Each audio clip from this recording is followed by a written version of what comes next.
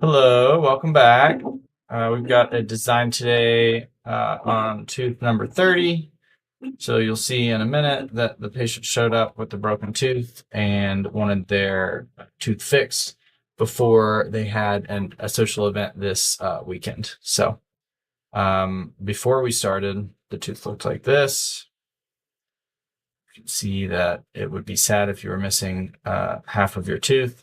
So patient elected to do a crown to restore the form and function of their first molar number 30. I have a student here today, similar to yesterday. Her name is Medeja. Medeja, if you have any questions, just stop me and we'll talk about it. Okay. Otherwise, I'm just going to talk through it for the people who may or may not be watching the stream. Now, normally I don't scan this far over. Typically, I'll go to the midline or maybe the contralateral canine. However, in this case, I chose to continue scanning across the arch because my software is having a hard time stitching the models. And I do not like her bite. We'll have to check this out. If you can't stitch the model, then we can't use our biocopy scan. So I like to see what the tooth looked like before I started when I'm designing, because it helped me make sure that my design is going to be perfect right where it's.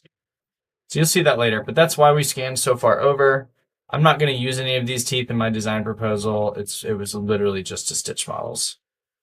So we don't really have to line this up, but I can't help myself. We're going to do it. Okay.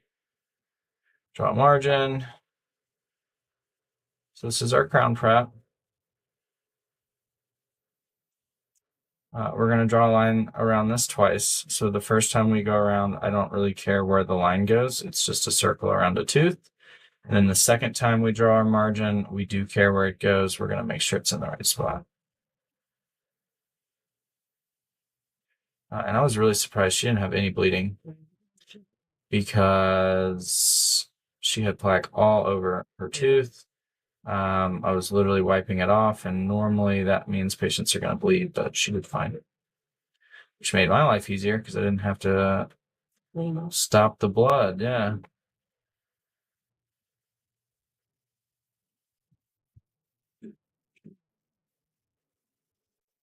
Jody, we have a new standing glaze system. It's called Mio 850, and it's amazing. Yes.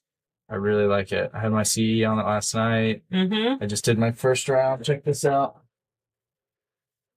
Look at that tooth. I really like it. Oh my goodness, that is beautiful. Yeah. So, Wow, look how natural that looks. I'm excited. That's something I've wanted for like 2 years, but I couldn't talk myself into spending $1,000 on paint. And Oh, somebody already put a block in for now I you? have. Medeja did it, yeah. Nadeja, thank She you. did great. Hey. No, I was getting ready. She got us covered. All right, and I exited out of it, so. It's all right. You can just scan another block and it'll be okay.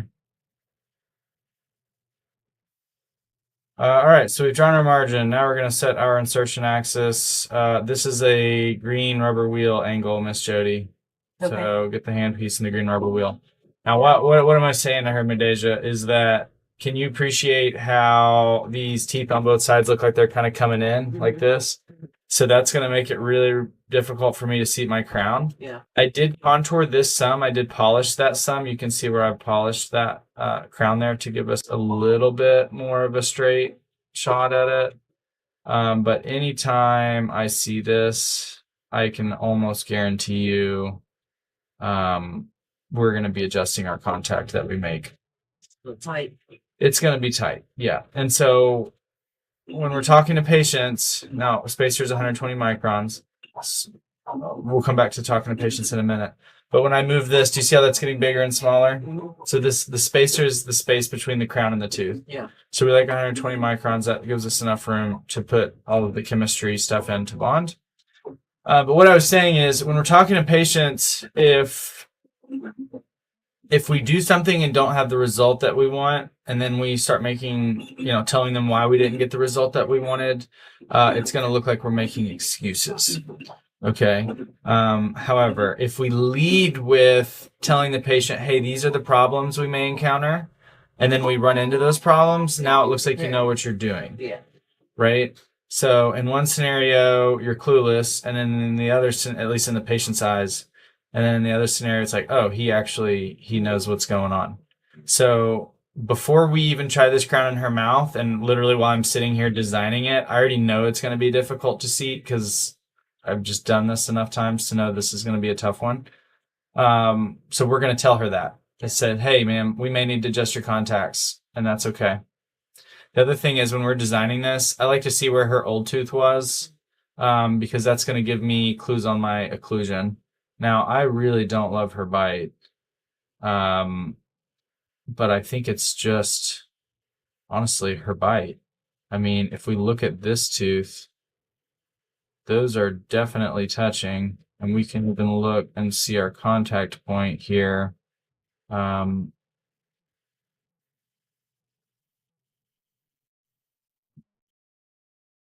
We can almost like, oh, I see. It's because this is a floating ponic. They have it not touching intentionally.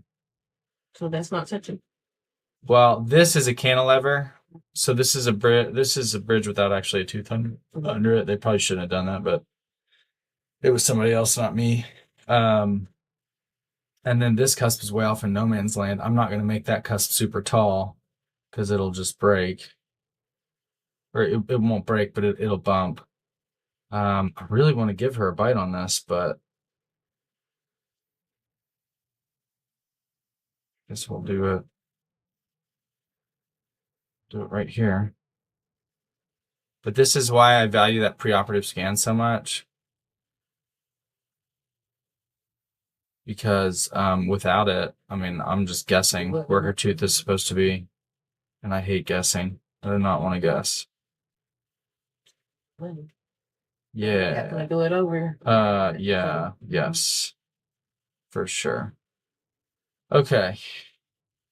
Do we love building the tooth up that far?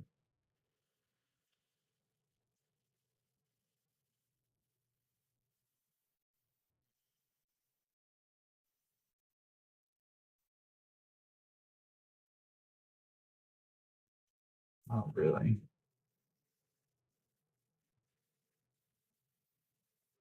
So in her case, I'm going to give her a contact here because that one's pretty easy to make. But that's really the only one she's going to get. And a lot of it has to do with just her bite. But we feel good about this because we can see the preoperative scan. Now, we could argue that maybe we'll bring that central groove up some. So I may change my mind here in a minute. Yeah, we're good to clean her. Okay, so this is starting to look better. We've got to fix that. We'll do that in a minute.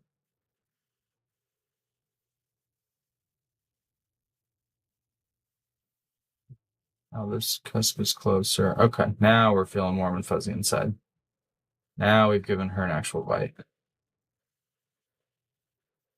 So really, a lot of it just had to do with bringing that central groove up. But we had the confidence to do that because we can see where her old central groove was. Yeah. Okay, now I'm happier. This looks much better. So occlusion, we're going to be satisfied. I usually run through an acronym called FOCC. So every time I design a crown, the first thing I check is the fissure height. This is good. I only need 0.6. I have 1.7. I have a country mile. Plenty. 3 times what I need, really. Second thing we check is occlusion. We just did that. First C is contour. So do I like the shape of this tooth? It's okay. I don't hate the shape of this tooth. I'm very, very concerned about that distal proximal contact because I know that seating this is going to be not fun. So I am going to taper this in some. Actually, let me just use my smooth tool. See if this will. Because this is probably where I'm going to have to adjust with my handpiece. This is usually where I'm coming in and removing some tooth structure. So I'm just going to make sure that's as smooth as possible. Comes out to catch that margin there, but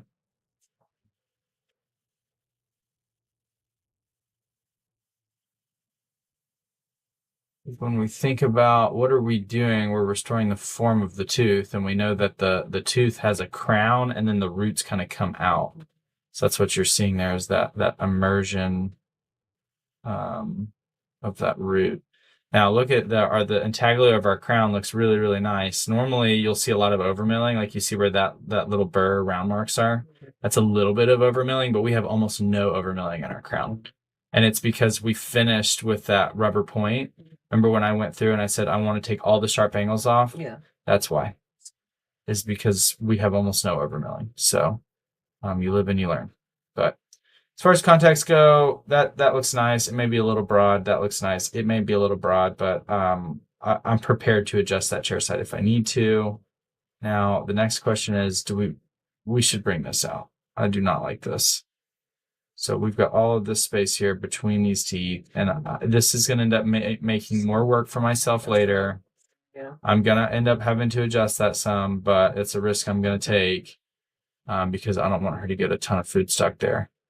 So this is too much. This we're going to tone down. We never want red in a contact. Sometimes we'll use yellow if it's the last tooth in an arch, but never between teeth. I like that double turquoise for a really broad contact, and then we're going to taper this green down to be much smaller than this.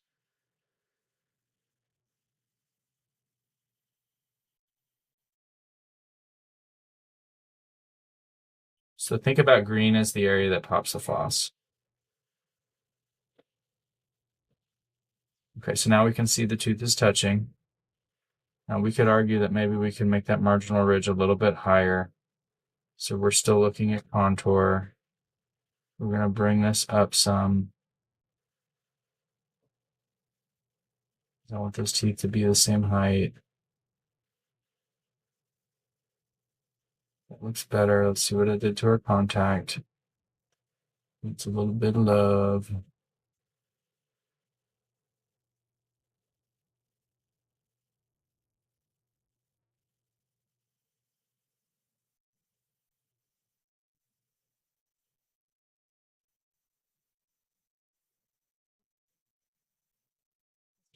Okay, so I'll probably have to adjust that some in the mouth, but that's okay. Could we make the argument that this contact could be more broad? Probably. Again, I'm probably creating more work for myself, but that's okay.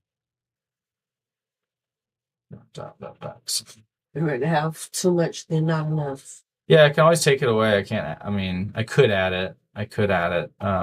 With this right here, actually, that's Mio structure. Mm-hmm. You can add a contact, but that's going to cost us like 30 minutes of firing cycle. I don't like that. I'd rather just get a handpiece and have too much and then be able to adjust it chair side. Okay, so this looks good. I would put this in my mouth, as we say in the military. So if it's good enough for me, it's good enough for my patient, and I'm happy with that. Let's check our last tool here. We got functionally generated path. So FGP says, what happens when the patient's jaw moves left, right, forward, and back? We will see.